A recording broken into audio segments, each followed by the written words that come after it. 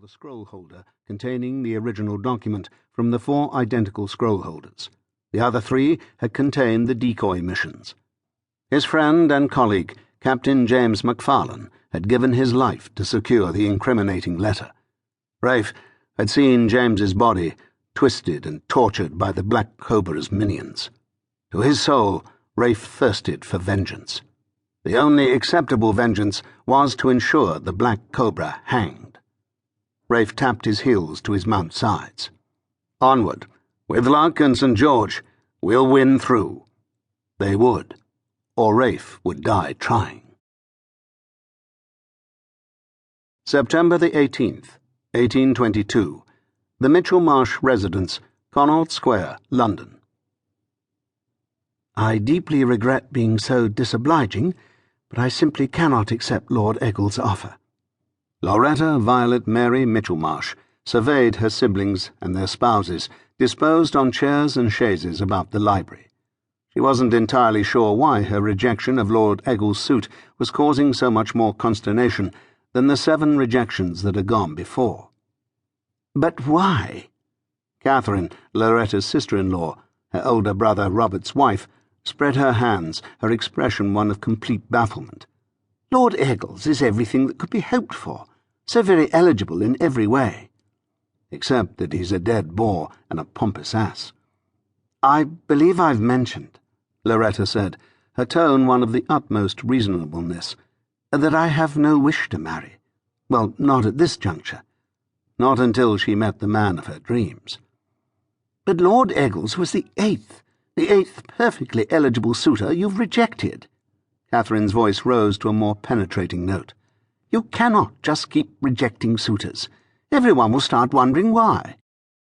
Will they? Loretta raised her brows. I can't imagine why they would waste the time. Because you're a Michelmarch, of course. Margaret, Loretta's elder sister, glanced at Annabel, their middle sister, then with a sigh met Loretta's gaze. I hesitate to press you, but in this Catherine's right. Your continuing dismissal of all suitors is bordering on the scandalous. You're a Michelmarch female, Annabel said, so it's expected that you were wed, and while all would grant you've affected a quieter style than Margaret or I, or indeed any Michelmarch young lady in recent memory, that in no way excludes you from that generally held expectation. All Michelmarch females marry, usually well. Add to that the significant inheritances that will pass to your husband on your marriage, and the question of who you will accept as said husband is one a sizable portion of the ton is in constant expectation of hearing answered. Loretta hadn't missed the subtle emphasis Annabel had placed on the word affected.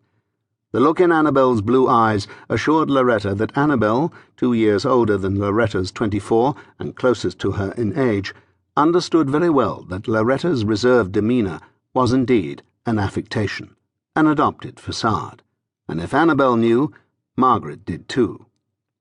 What your sisters are attempting to explain, John, Margaret's husband, said from his position propped against the back of the chaise, is that your peremptory and immediate dismissal of all suitors brave enough to approach is raising speculation as to whether, rather than the individual suitors, it is the institution of marriage you reject. Loretta frowned. She knew precisely what she wanted in a suitor. She just hadn't found him yet. Robert, her elder brother and guardian, seated behind the desk to the left of the straight-backed chair Loretta occupied, cleared his throat. Looking his way, Loretta saw colour tinging his cheeks. Embarrassment, she knew, not anger.